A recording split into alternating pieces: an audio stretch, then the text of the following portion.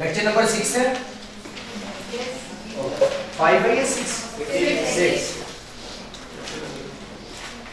Lecture number है 6। Lecture 0 तो 0 ही चल रहा है, तो पता नहीं।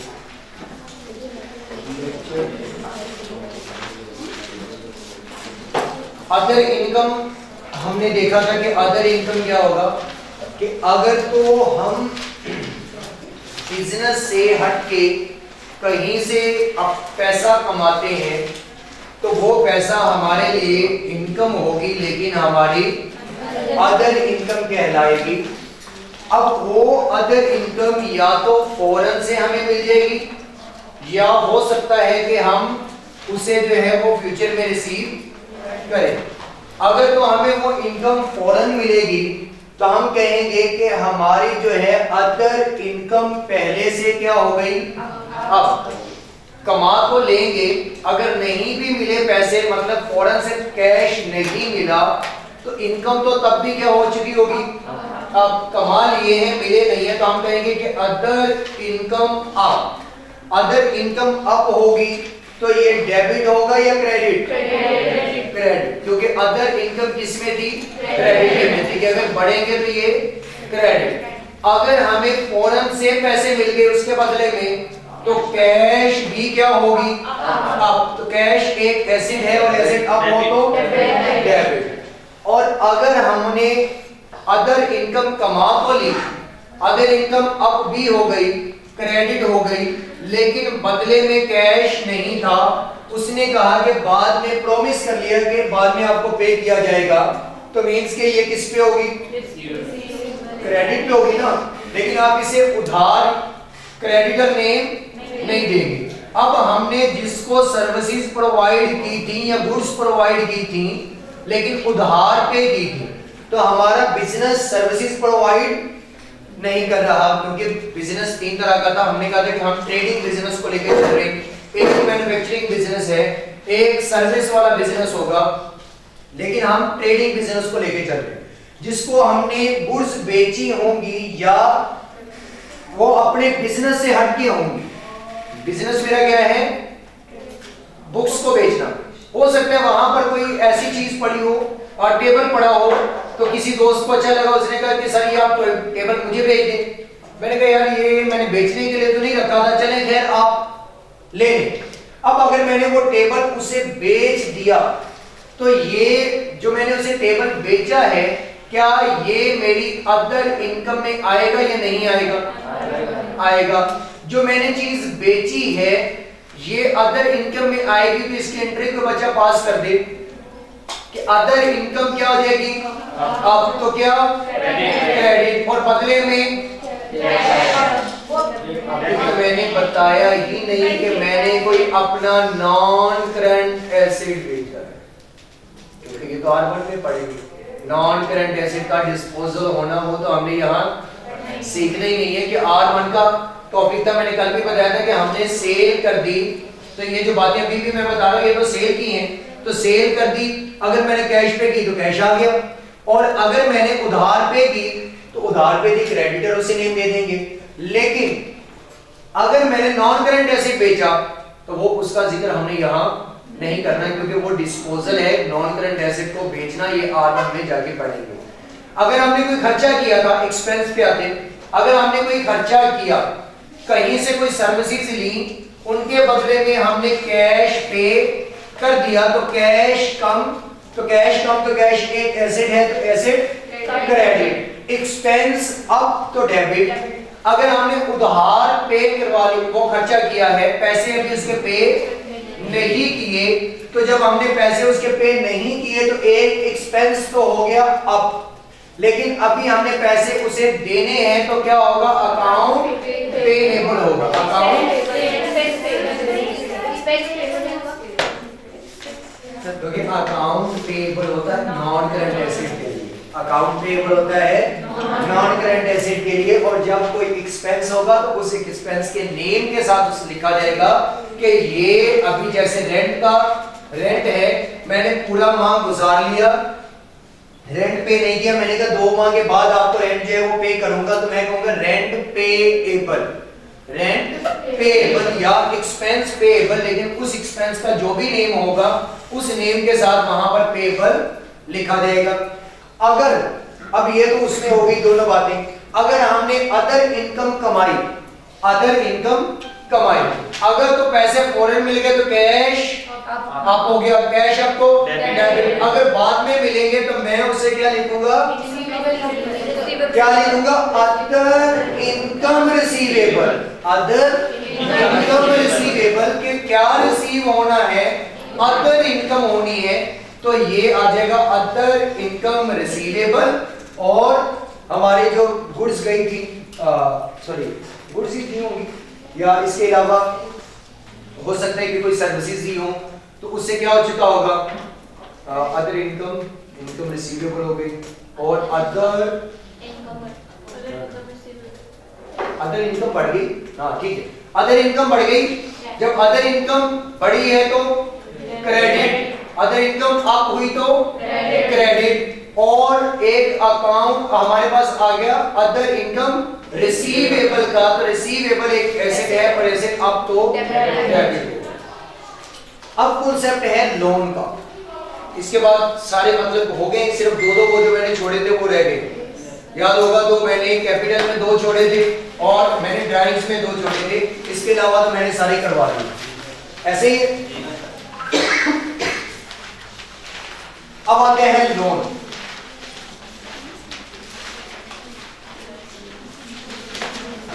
अब लोन का कॉन्सेप्ट है जब हम लोन लेंगे या लोन देंगे, दो ही सिनेरियो हो सकते हैं, या लोन लिया है या लोन दिया है। अगर तो हमने लोन लिया, अगर तो हमने लोन लिया है तो हमारी वो अमाउंट क्या कहलाएगी,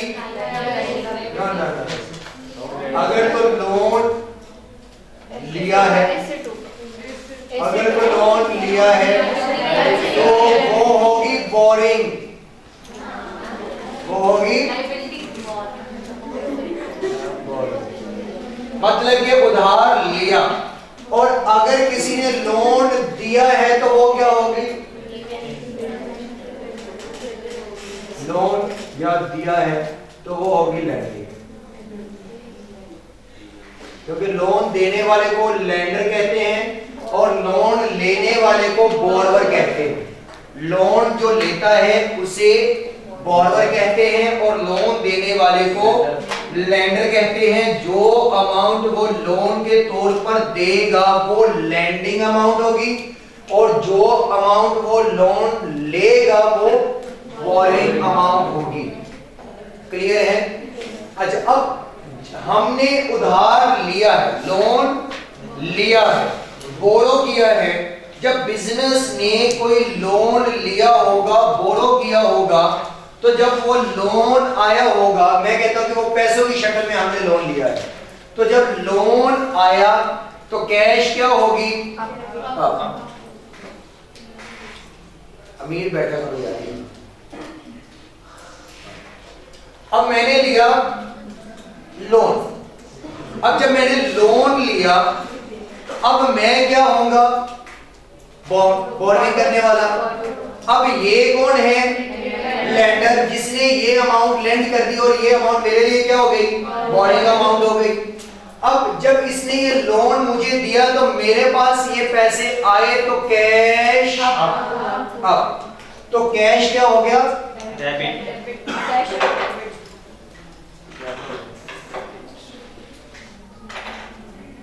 तो कैश हुआ अब, तो कैश एक एसेट है, वो हुआ अब, तो क्या हो जाएगा, डेबिट।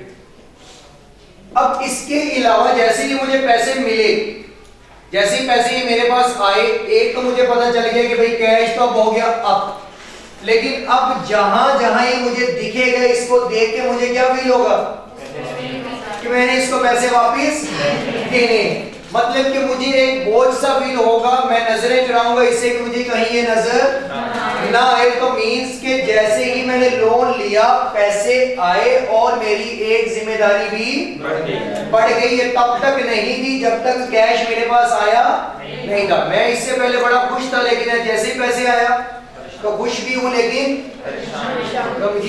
गमगीन भी हूं कि अभी ये वापस देने। अब जब मेरे ऊपर एक जिम्मेदारी आ गई, बोझ आ गया, तो वो क्या होगी? लायबिलिटी है ना कि इनको क्या करना है? रिटर्न करना है। जब ये रिटर्न करूंगा तो उसको मैं क्या नेम दूंगा? होगी तो लायबिलिटी, लेकिन नेम क्या दूंगा उसको?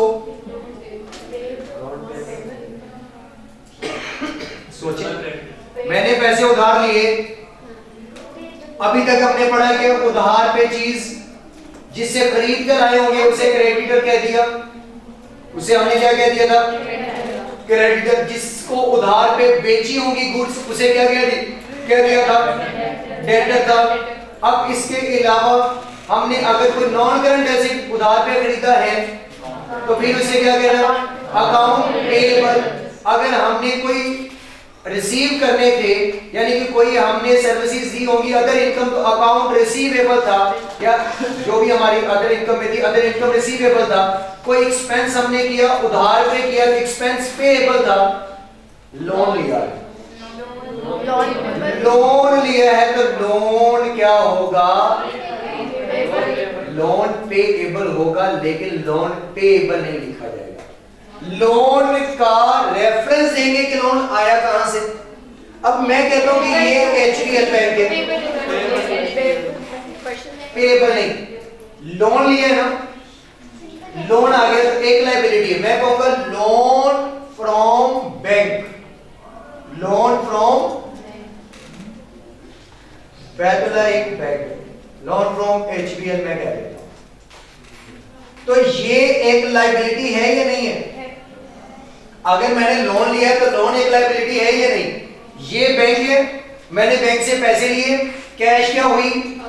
अब कैश, अब तो कैश एक एसेट है, एसेट अब तो डेबिट। अब ये हुई लोन से, लेकिन लोन आया कहां से? लोन फ्रॉम एचबीएल, क्योंकि दोस्त से भी लिया जा सकता है, कहीं से भी आ सकता है, तो लोन फ्रॉम एचबीएल। अब एचबीएल से लोन आया है तो एक लायबिलिटी है कि मैंने कल को वापस करना है, तो लायबिलिटी बढ़ी तो क्रेडिट। इसमें कोई मसला?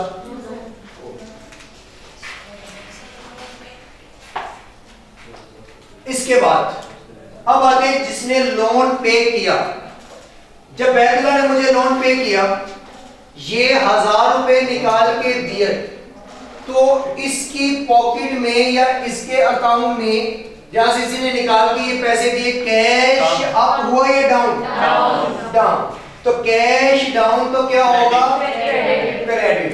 तो यहां बैतुला क्या करेगा? वो कहेगा कि कैश तो हो गया, एक एसेट है, एसेट डाउन तो क्रेडिट।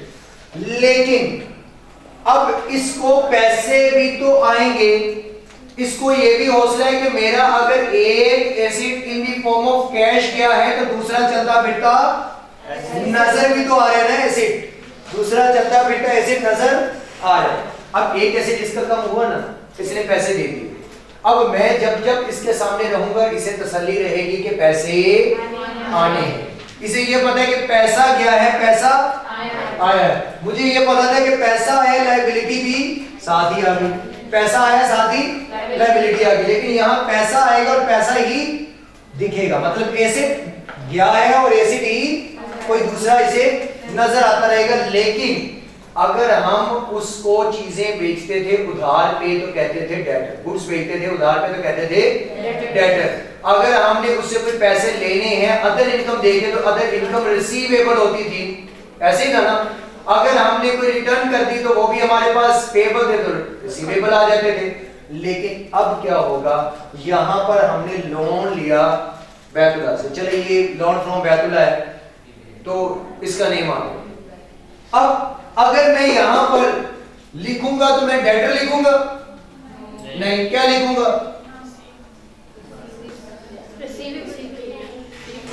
अब ये एंट्री अगर मैं यहां पास कर रहा हूं तो लोन देने वाले के एतबार से कर रहा हूं, मैं तो बिजनेस में लोन लेके आ गया। अब बैतुला क्या कहेगा? लोन रिसीवेबल,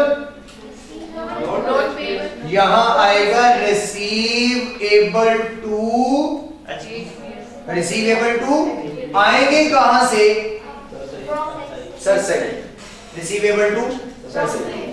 हाँ तो सर सही से रिसीव कर रहे हैं ना। रिसीवेबल फ्रॉम टू दिए किसे? आएगी कहां से? तो टू आएगा या फ्रॉम आएगा? जब इसने पे किए थे, मैंने लोन लिया लोन फ्रॉम HPL, अब इसने कहा कि 1000 पे गया, कहां गया? सर सईद के पास, तो ये एक एसेट हुआ या नहीं हुआ? जो उधर वाला है, तो वो कहेगा रिसीव या लोन टू सर सईद। ये अगर कम हुए तो लोन टू सर सईद। ये एक अमाउंट लोन की जो है वो कहां पर चली गई है? सर सईद की तरफ, और वो एक क्या होंगे? इसके एसिड होंगे, और एसिड अब तो डेबिट। यहां पर सेंटेंस लिखता हूं, फिर इसे दोबारा बताता हूं कि ये क्या है, इसकी कब कम हुई? जब इसने पैसे दिए। जब पैसे दिए तो वो मैंने कैसे लिए? लोन लिया है। अब ये कहेगा कैश हो गई कम, कैश हो गई कम, कैश कम तो क्रेडिट। कैसे कम हुई? कहता लोन दिया। किसे दिया? सर सईद को, तो लोन टू। तो मैं तो इससे निकलता हूं तो लोन टू पैक, तो ये क्या होगी?